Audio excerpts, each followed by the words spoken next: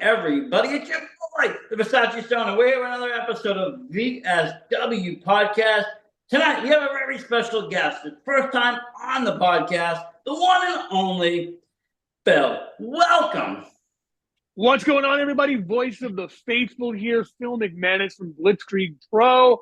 I am here to smoke some weed with Versace Stoner, talk wrestling, see what the fuck's going on with us, and maybe, just maybe, give you guys a few scoops on what's going on with Blitzkrieg in the next few months. You know, and that's why I really love to have you on. I know, I've been on, the Vic Muskie Podcast Network. Me and him kind of conjoined, what Killing the Business was, and, he liked what I was doing with VSW. I cover a lot of the North. I'm up in Maine. I'm up in Northern Mass, Middle Mass. Always have trouble getting out to Western Mass. Nothing wrong with it. It's great. Beyond's great. There's another couple, out there in the Worcester area, and then you go way out to you guys. Great, but hard to get to. I agree. Sometimes, I've had tickets. I had tickets to Feed the Meek, Eat the Meek, when Anthony Green was coming back, and you guys got MB Young for a show. I was a big MB Young fan. I had just seen him, fighting at the lab out in Jersey.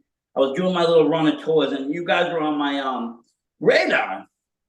And that show there is when I started to tune into Blitzkrieg. I had tickets, wanted to go.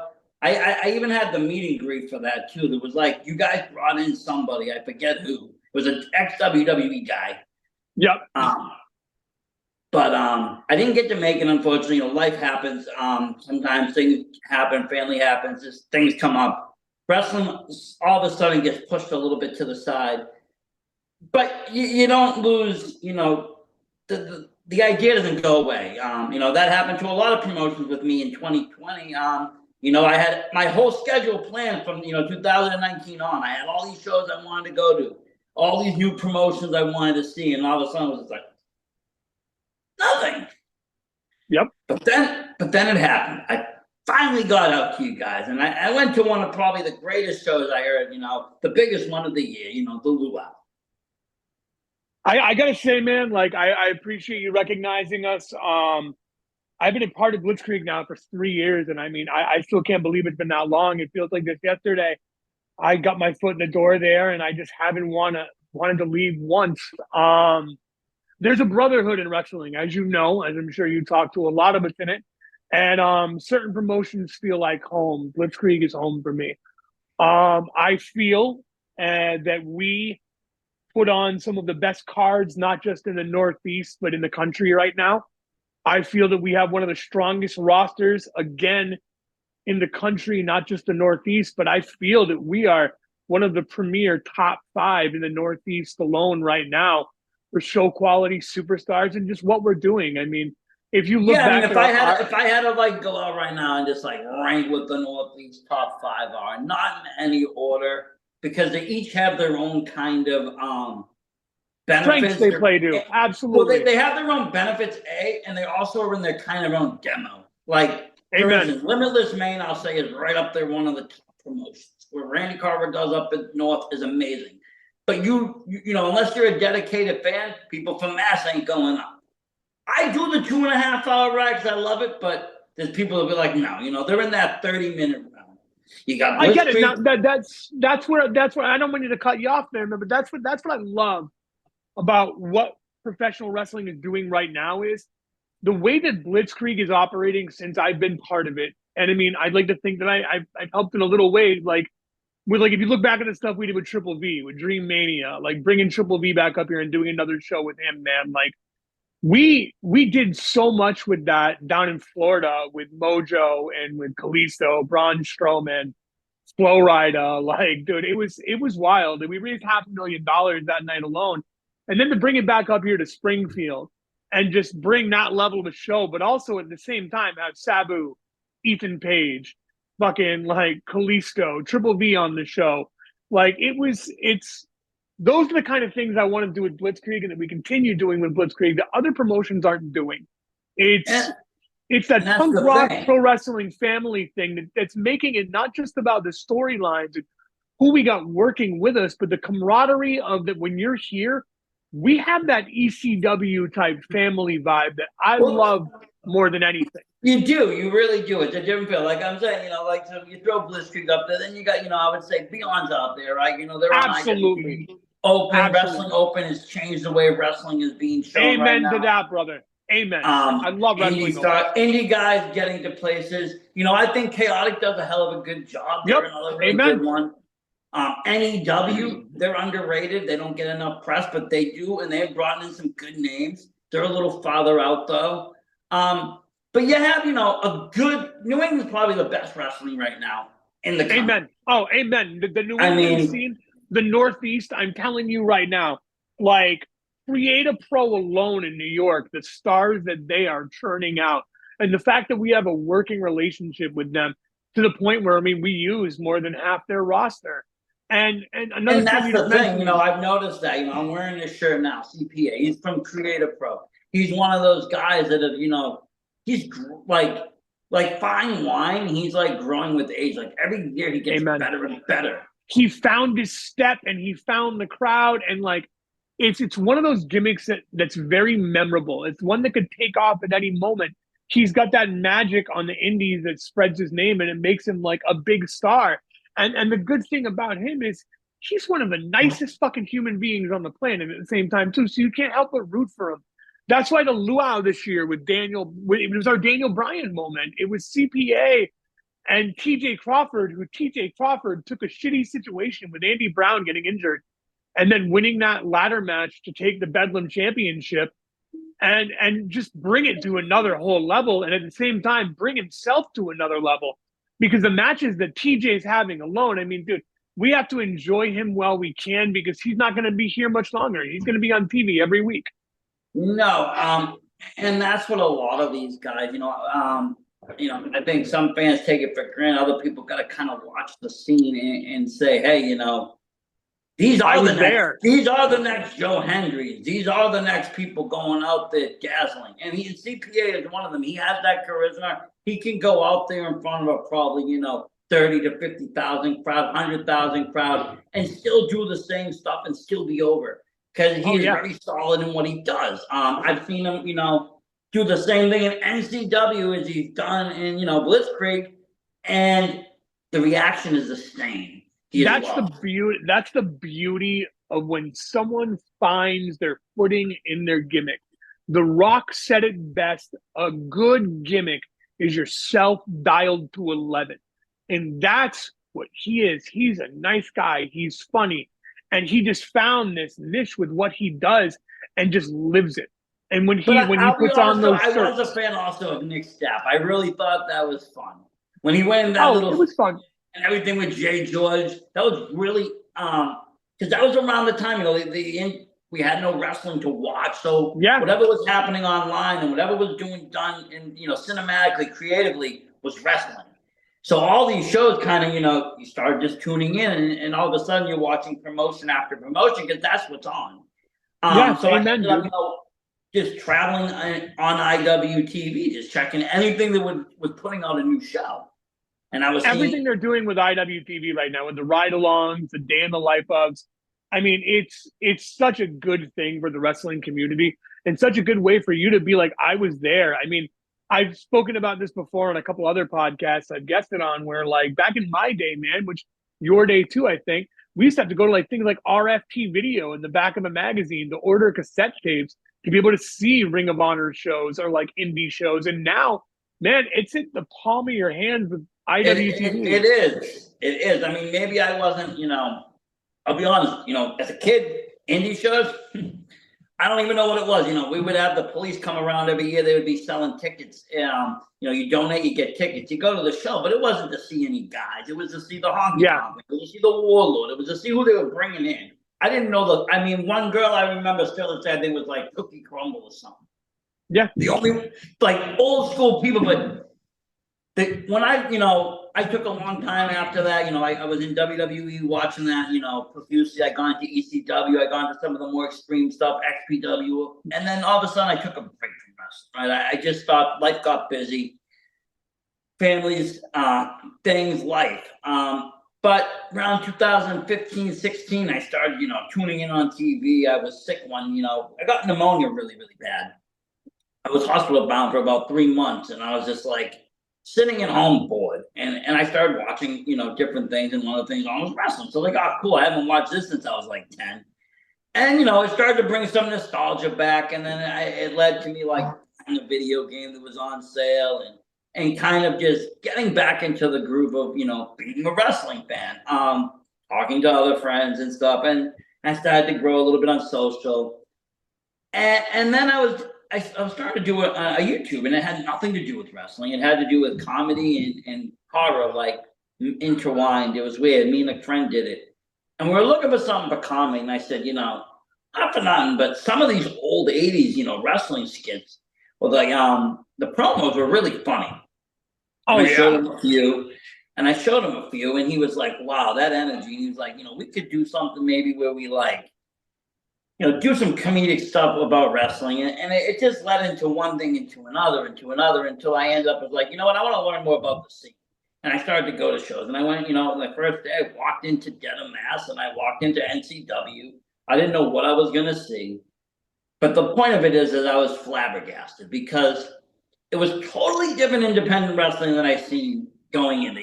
You got everybody with characters. I saw Anthony Green, the retrosexual. He was still there at the time. Everybody had their character, their gimmick. They're selling merch. It was like, okay, this is like a mini WWE. This isn't what I grew up with for independent wrestling. This is right on par. And then I started to go to more shows. I went on to Beyond. I went to other things. And I'm like, this really is TV quality. It's just, missing the money, the millions. Yeah. If somebody was to dump millions into Blitzkrieg tomorrow, it could be a #1 trending show as well. I appreciate it. I really believe it. The matches that I saw there were more entertaining than half of the matches, most of the matches I watch on TV. I hardly actually get through TV pay-per-views. I end up falling asleep or changing the channel. I've never once at an indie show got up and left. And that's a testament to the booking and to who we work with. And Jeremy, I got to give Jeremy his flowers here, because I don't know if you were there before the doors opened for the luau, but he gave a speech, and he's like, guys, because a lot of us knew what were going on ahead of time. Some of us didn't really know until that day. But I knew the minute it happened, I got a phone call at 9:30 at night, and I knew that Donovan Dijak was going to be showing up at like 9:30, sitting in the parking lot, and he was going to come in, and we were going to be his first stop after WWE. So he looked at all of us, and he goes, a lot of eyes are going to be on us tonight, guys. All we have to do is just be like who we are. Just keep doing the matches we have. And he prides himself on bringing in. We don't need a ton of big names, no, because our guys are going to be the big names. And we want to give you that spotlight to get out there and get over. And that's what he does. And that's why we have our Bobby Orlandos. That's why we have our CPAs. That's why we have our fucking 35mm Magic. And that's why when the breakup happened at the luau, it's just, dude, Angelo Carter. That's a motherfucker that I can't say enough good things about too, man. And he's so young in the business, and he's so fucking talented, dude. And he's got a way with the crowd. Same as fucking Jay George, dude. And me and Jay George get along better than most of the guys back there, because me and Jay George are very similar, if you know what I mean, in what we partake in. No, I've had Jay George on my show as well, and we were in that same zone for a little bit. He might have even surpassed me on that level at certain points.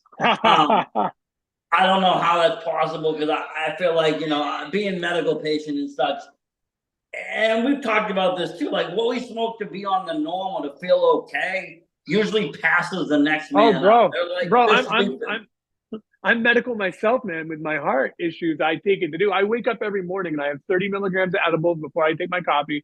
I have 2 cups of coffee. I walk 4.6 miles 4 other days. And while my edibles kick in, I smoke 2 joints afterwards. That's my morning start. Right now, I've had probably about 60 milligrams of edibles in me today and about 6 joints. And this one's infused. And this is just me right now, just shooting this shit with you, because it makes me feel baseline. It makes me feel level. It makes me get that. Makes me get that creative flow going. And that's the thing with what we do. Even being a podcast host like yourself, or being a guest on one, and representing a company that I work for, where I have to go out there and not just connect with one person, but in a way, I don't look at being a ring announcer for Blitzkrieg as being like a ring announcer for any other wrestling company because I can go do that anywhere. In Blitzkrieg, though, no, I'm the fucking PT Barnum, and that is my circus, and I am the ringmaster. And that's how I take it. I take it with the braviance of like, I am there to make sure you are fucking awake. The show's going to keep you awake, but I'm going to make sure you're loud enough for me, and I want you to be loud, and I want that connection. And I mean, I'm not trying to like give myself flowers at all here, but I'm saying after doing it for 3 years, I found my footing about 9 months ago, man, and I haven't looked back, and it's been the most fun I've had. Yeah, I mean, and I mean, honestly, like I said, you know, I'm someone that travels around promotions. I don't mind to travel out. I don't mind to go up here, there, everywhere. You know, so I've seen, you know, a lot of different ring announcers. I've seen a bunch. I've seen, you know, obviously Rich Palladino. He plays a major role in New England. The Godfather, man. He plays a major role in New England as he's tied to a lot of the big name brands. Yep. I've seen, you know, other characters that I can be honest with you that I don't remember because they weren't memorable. They didn't bring anything extra to the show except the wrestlers out. And then you got you, totally different than what, you know, what everybody else does, you know, because everybody has their, you know, nobody's a cookie cutter. And I swear, on at least that level, no one's coming out and doing the next man's thing. You know, everybody calls one fall differently. Nobody does what Rich does. Nobody does what you do. Nobody does what everybody does. But you just bring a different energy, like, and it keeps that energy going. So if the match is hype and we get up here, you keep us up here to that next match. We don't get to drop down and be like, oh, no, we're still. Let it happen. I won't let it happen. It's, I look at it like I'm there as a fan at the same time, and I have the best seat in the fucking house, man. So if I'm hyped, you're gonna be fucking hyped. And that's what it is, man. I get in there and I feed off of you guys, and I want you to feed off of me. And we continuously feed each other. And like it's just this thing, man, where like when you can just say something and have everyone repeat back to you in unison, that is a beautiful thing. And when you get to be in there and chant that back and we can all chant it together, that's magic, man. That's like when you go to a concert and like the singer stops and the whole arena is singing a song. But I mean, I hear it one way. This dude hears it one way. This dude's having a shitty day. This dude's having the time of his life. But for that fucking moment, we all forget about everything and we're just fucking there. And we're all feeling the same amazing, this is awesome emotion. Or one fall. Like I just want it to be this fucking party the whole time because that's what it should be, man. Like I'm not doing my job if you're not having fun. That's how I feel. It's not just now approaching the ring. No, fuck that. This shit's a spectacle, man. That's what it should be. And it's bringing that back to wrestling because I think for some promotions, I mean, not that I've seen, but not even generalized.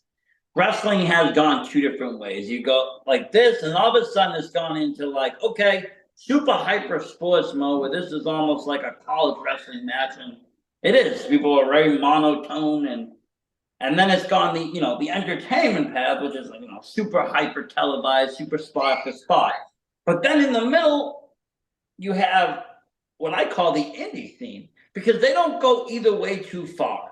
They stay like enough of moves and stuff to be entertaining, but they're not doing spot to spot. They're listening to the crowd. They're working on that energy. There's nobody going in there and signing and saying, I've never seen a full scripted match. Mm-hmm. They might have their certain moments or there's certain things that people have in mind, but for the most part, they work off the crowd. And that's what we got. We got that excitement. We get that level of energy. And it's on the indie scene itself. It's just, for me, it's just more, maybe because it's not so commercialized, it's much more brighter and exciting for me. Yeah, dude, I agree, man. It's when you have to work with a TV stuff. I mean, dude, let's face it, we all want to be there. Everyone who's in this business wants to make it a little bit bigger and a little bit brighter. But if we hit this one part of the stage and this is all we get, you best believe we're going to make it give it everything we have.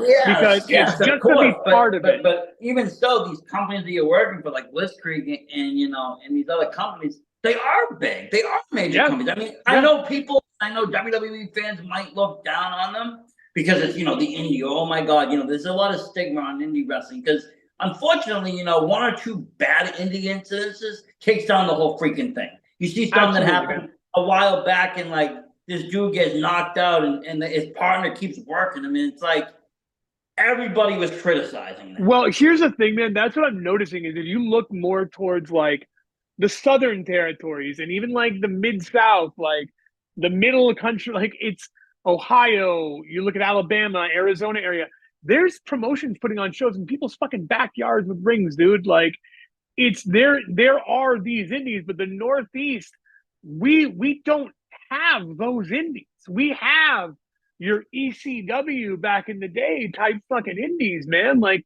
you look at the GCW, how big that got. That's the closest thing we have to ECW now ever. But then you look at these other indies, like what we're doing with Blitzkrieg, like I mean, with Wrestling Open, like Limitless, all these fucking great promotions, man. Like we all are putting on solid shows, and the fact that IWTV you can just download and watch them and see this and watch the progressive story go by with each show we do is something that you would never have dreamed of on the indies before. We can legit have storylines that will last months that you get to go back and watch with just a subscription. And you have the people too that are multitasking. You mentioned like GCW with it. Well, you got people like Logan Black that could easily work GCW shows. You got him that can. I've seen him work, you know, extreme hardcore matches, but he's a very solid technical wrestler too. He's got everything down. Logan is one of the best. Logan, I'll say this, man. Like when I first met Logan, I'm like, oh, that guy's cool. 3 years into the business, watching that man work for 3 years and seeing him as a person and who he is, bro, that man is phenomenal. That guy is like the backbone and one of the backbones of this company. Like Logan can work with anybody, make anybody fucking look good, look great fucking doing it. Always get a pop. He's fucking runs a school. Like yeah, I heard comic he's a good geek, teacher. nicest like I heard he's guy, a good teacher too. Dude, I'm telling you this. I've recently been like working out a lot more and like doing a whole regimen of like exercise, eating windows and stuff. When I wanted to bulk up, I was like, man, I really want to bulk my shoulders and chest up a bit. I'm like, who the fuck should I call? I'm like, oh my fucking God, Logan. So legitimately, I just fucking messaged him. I'm like, bro, you got any pointers for me in the gym? Where should I work on? What should I eat?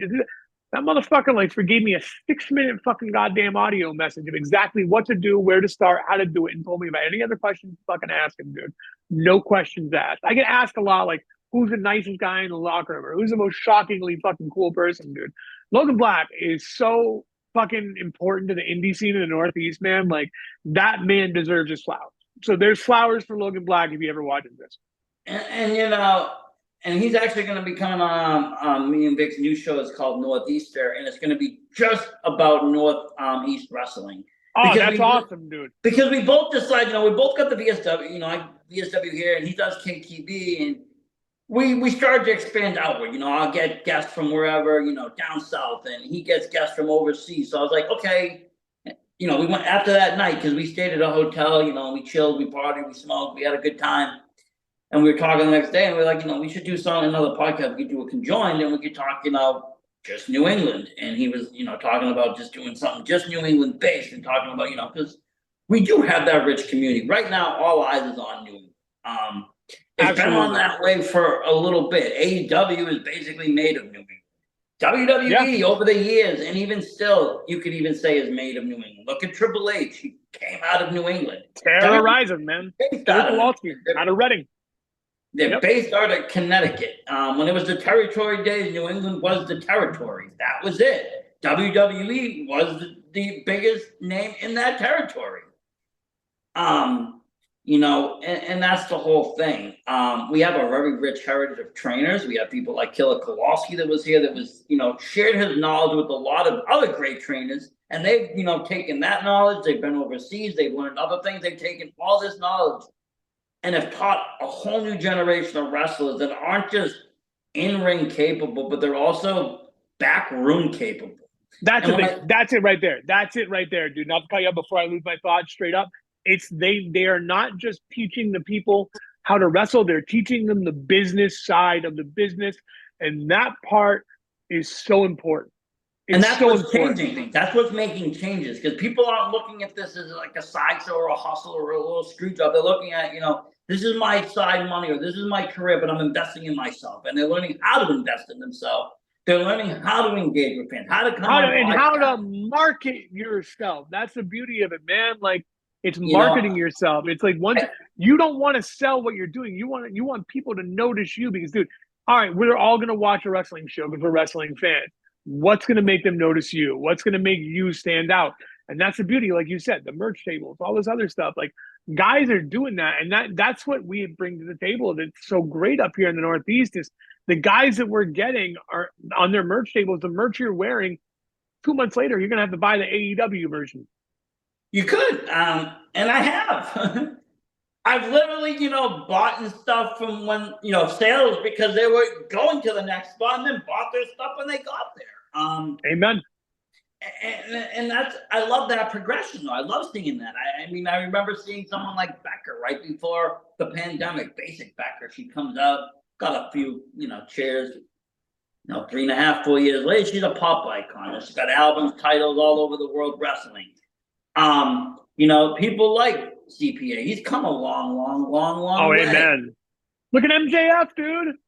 MJF, I used to see him up in Maine doing things up there, and now Dude, MJF wrestled Leary. Like, I mean, MJF wrestled Leary, bro. Like, it's look at Platinum Max Caster, dude. Look at fucking man. It's now is the time. We are in a boom area of professional wrestling like no other. And the biggest boom. Why is still on my naming names? I would say, and I heard people, the next, in my opinion, the next biggest thing right now on the scene has to be Gabby Forza. It has to be. Oh, dude, Nomi, your homie, the Nomi, dude, she's gonna be breaking out anytime. I had some bold predictions last night too, and I honestly, I think she's scheduled. She just won she won a whole battle royal. Last entered in the Vacation Land Cup. I could see her taking that. I could see in about a year, maybe even winning the Limitless title, like having some serious belts under her name. She has all the making of the next, Chris Statlander. Oh, absolutely. And that's a person who's a former Blitzkrieg champion right there, man. Like, I don't know if you knew that, but yeah, Chris, oh, sorry about that, brother, is a former Blitzkrieg champion. Like, I want that, look at our heritage, Chris Statlander. You see her on AEW all the time. And you've seen MJF. We've seen Eric Rowan, who, is doing some amazing things back with the Wyatt Six right now. And it's just, we have a great community of wrestlers that we work with for our regulars, and we have access to some of the best talent in the world. And what Mojo Rawley, D Mutati, dude, is doing down with Paragon Entertainment down there in Florida, dude, with him and Steve, Mojo's my man, dude. I've worked with Mojo now for 2 years. I brought more people through Mojo than I've ever done. I did Dream Mania with him both times through Triple V. He's changing the business. He's essentially making an independent union for wrestlers once they leave AEW, WWE, or the big names, and helping guide the indies into a whole new fucking light to get these people there to pull a Cody Rhodes, to pull a Drew McIntyre, to re-get themselves over and reinvest in themselves, and also do marketing work at the same point too, do appearance work, show work. It's having a working relationship with him has been so fucking wonderful, dude. Another person I can't thank enough. I can't thank enough for what he's done for me alone, getting in the business and getting my name in there with what we've done. Well, that's what I was gonna ask you. How did you and Blitzkrieg come together? How did that all start? It's funny, man. I was the marketing director for Harley Davidson for a while, and then I switched over to a local company to be their head of social media marketing and commercials. And I started working with Barnstorm Cycles, who runs with Corey Hart down in Florida too. And they made custom cycles for them, and they were doing shit up here, and they also owned a Jeep dealership they wanted to kind of promote. And I saw an ad for wrestling for a Blitzkrieg Pro show, and I was like, I haven't been wrestling in years, man. Because back in the day, I used to work alongside Raven. I did shows DDP, but it was mainly working for horror cons and Wizard World comic conventions. Yeah. Because that's where I cut my teeth in the business. I did promos for a few movies, but I was like, you know what, dude, this would be a good way for us to get a table there, maybe bring a guy in. Let me see if the business still works the same way it used to. So I sent them a message, and I got in touch with Jeremy, and me and Jeremy spoke. And I'm like, he's like, well, what can you get? I'm like, dude, I can get you anything you need. You tell me what you can do for me. And the first thing he did is like, let's bring someone big in under your banner. We'll bring them in. I'll have them slap the logo on some 8x10s and we'll make some money and we'll both make some money. So I brought in Evil Uno from AEW. So you basically came in kind of as a sponsor almost, and yeah, I came in as I wanted to bring my people who I was representing to sponsor through them. I had them sponsor it, and I brought. You were the middleman of it, making all the magic, but it was the company getting all the name, and absolutely. And after that's a brilliant way to do it, because well, sponsors make the world go around anyways. I mean, me being a sponsor to a lot of indie wrestling, it's a 50-50. A lot of people, I've been called stupid or I've been called dumb for, they're like, oh, you're just throwing your money away at promotions. They think your money marketing. Well, I'm going to say it. You can call me money marketing or what it's not, but at the end of the day, I have a podcast that deals with indie wrestling, right? I can go and I can advertise through Google and fucking Yahoo and all these other places. But guess what? About 10% of those people looking at that might know what indie wrestling is. If I sponsor this show for a fraction of that cost, they're going to talk about me to the fans that are watching that, who are indie wrestling fans. They're the ones that are going to come back and listen. They're the ones that are going to hit subscribe. So that's what I did essentially. Is I brought that there for them because they're motorcycles, WCW, Road Wild, motorcycle wrestling goes hand in hand, man. People are going to check out the bikes. Law of average, 4 people stop by the table. 1 person gives an email. Boom, you got 1 sale maybe. There's going to be 400 fucking people there. We're all set. We see it. That's what goes on. So after that, I talked with Jeremy again. I'm like, let's set something else up, dude. I'm going to try and get my foot back in the door in this business because it's fun. And that's when I heard about Triple V's story and I saw it first start trending. And that's when I'm like, oh, I'm getting involved in this. I'm not going to. My mother was a special needs teacher all through high school. And she just retired that year and she was getting sick. And I was like, fuck that, man. I'm getting involved. There's no way I'm not helping this. I had this story. I have enough connections in the world of like fucking Comic-Con and all that kind of shit where maybe I could help out. And I mean, maybe we could, Blitzkrieg could do something too. So I got a hold of Charlie Rocket, the guy who broke the story. And he's like, I'm going to put you in touch with my agent. His name is Dean. 2:30 in the fucking morning, dude. I get a call and it's goddamn Mojo Rawley. And I'm like, oh, fuck, you're Dean? Oh, shit. Okay. All right. That's pretty funny, dude. And it's so funny because like I kind of fuck with him on this. I never got behind him as a wrestler, dude. But as a person, I fucking love that man, dude. But and that's the funny thing. Like all these guys, like Mojo Rawley, Fandango, even Dominic Dijak. Dominic actually better. He did really good in NXT. But the other two, I couldn't. They were comedic to me. They were more funny. They were more like whatever. But when they came up the scene. Especially Dango, like he's very serious, right? He's wicked good. Oh yeah, amen. Mojo Rawley, he's one of the best. He was great before. Same thing with Mojo. Mojo runs TMZ Sports. He's the head host of TMZ Sports. He owns Paragon Entertainment with Steve. Like he's the fucking godfather of fucking indie wrestling down there, man. And that's the thing. His client list is insane.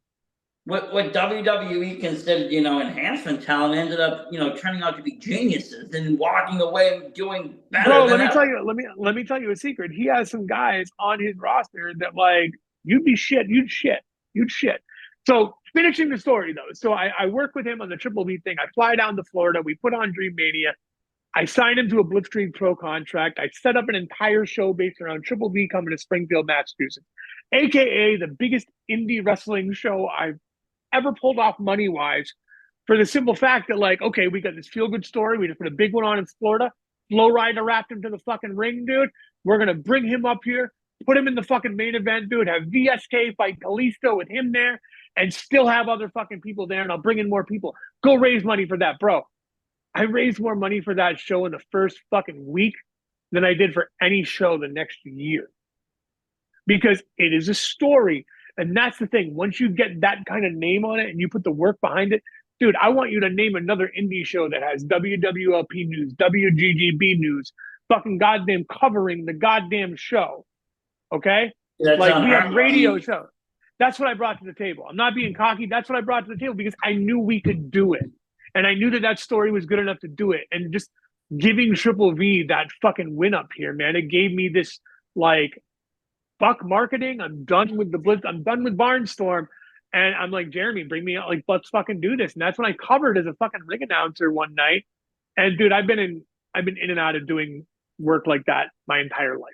So it came naturally to me. And then I'm just like, fuck, this is fun. And that's when I got sick.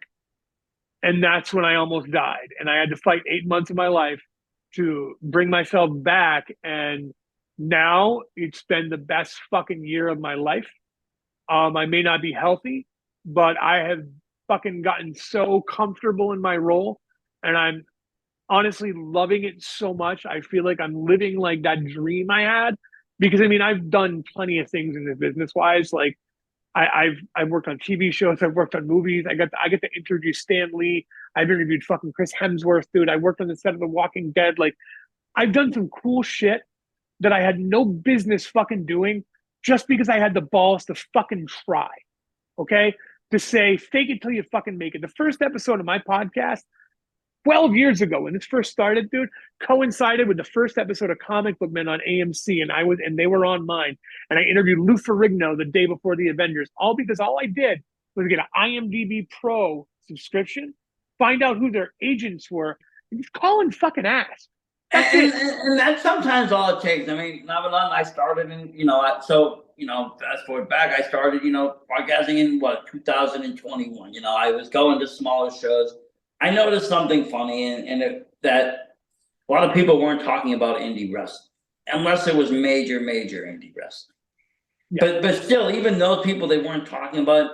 And so I said, these people are fucking killing. They are the next stars. AEW was just forming. I was seeing people moving on. I'm like, there's a lot of WWE fucking podcasts and shows. It's oversaturated. I'm like, I'm going to focus on the indie.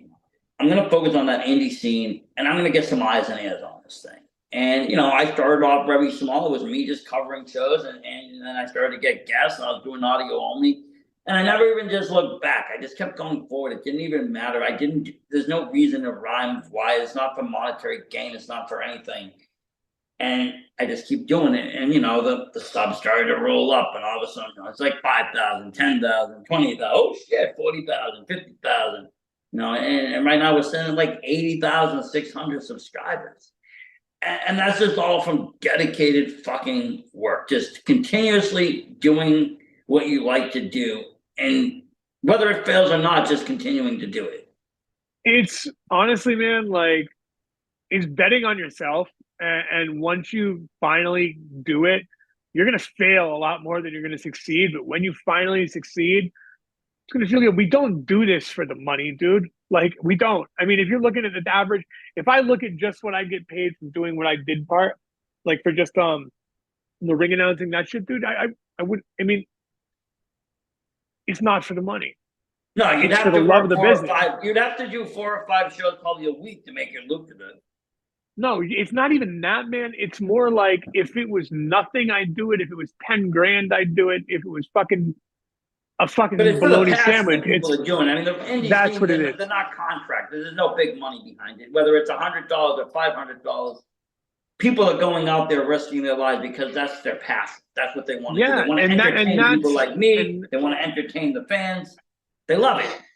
And that's why I'm bringing in bigger sponsors and bringing in more money from them. And like, I'm not trying to pull the curtain back too much on sponsorships, but I mean, I'm selling sponsorships that are fucking $1,500, $1,000, dude, $500, $100, all depending on what I do and what we bring to the table. And why I can do that is because the strength of wrestling right now and that boom we're in.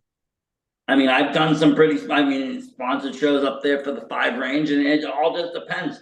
Do you get the, you can do that when you have the, you got the perfect storm. You got the talent, you got the storylines, you got the eyes and ears on the product. With that, you can almost get anybody to want to come to that. That's what you're bringing. That's the audience. And with that, it's like, okay, cool.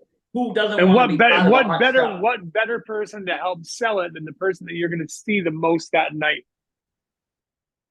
Well, yeah. No, and that's the thing. And it's like, why wouldn't you want to be attached to that hot show? Why wouldn't you want to be attached? Like, I attach myself to shows because of a big title match or something. And forever, you know, my name gets mentioned with that show. It's like, you know, you become part of that history. Well, let me give you this before we wrap up, dude, because I do got to wrap up soon. But I'm going to give you a little drop right now and say that if you want a big match, if you want a big sponsorship, I'm going to tell you right now, we got Retro World Expo next month in August, couple of shows there, show in Westfield in September, but October, when we get back to Enfield, I can't give you much, but I can say that it will be one of the biggest Blitzkrieg shows we've ever had. There will be names there that's going to make you go, okay, all right.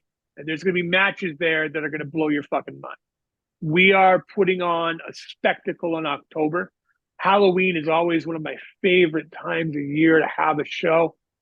I cannot simply wait for you to experience what we're doing in October. Yeah, I'll be honest. I'm a big horror fan. That's like my secondary life, or maybe my prime. I don't know. I don't know what I watch more: horror, or wrestling. Sometimes I try to combine the two of them.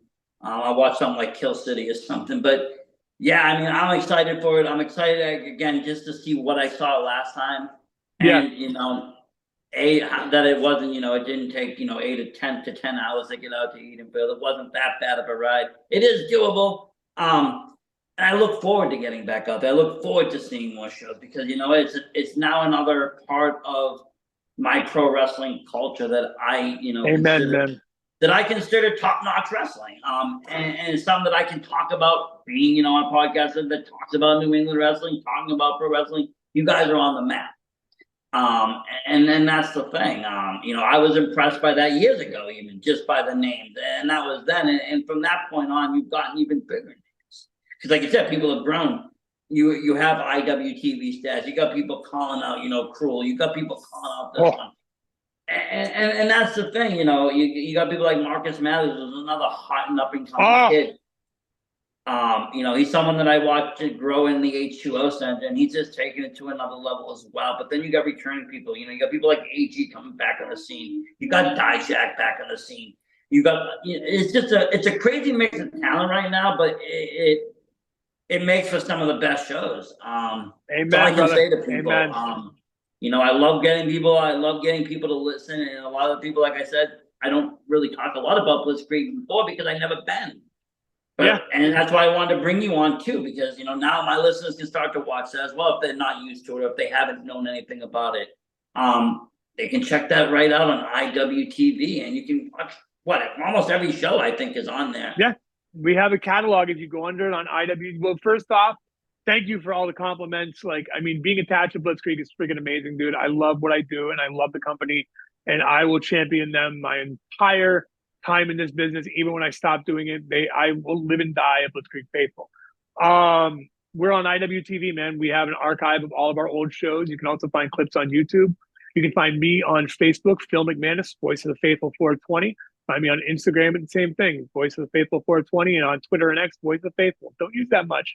Mainly a Facebook guy these days, an Instagram guy. But I really, really love this product.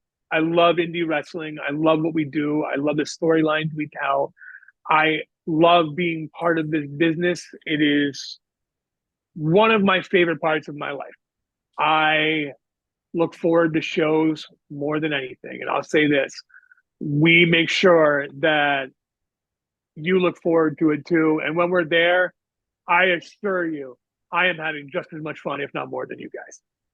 Well, you look like it. I'll be honest. It looked like you were having a blast. Sometimes you see people and they look really stressed at a show. You did not look stressed. You look like you're having a good time. You had your Hawaiian shirt on. You had your luau, your leis. You were having a blast, and it was a blast of a time.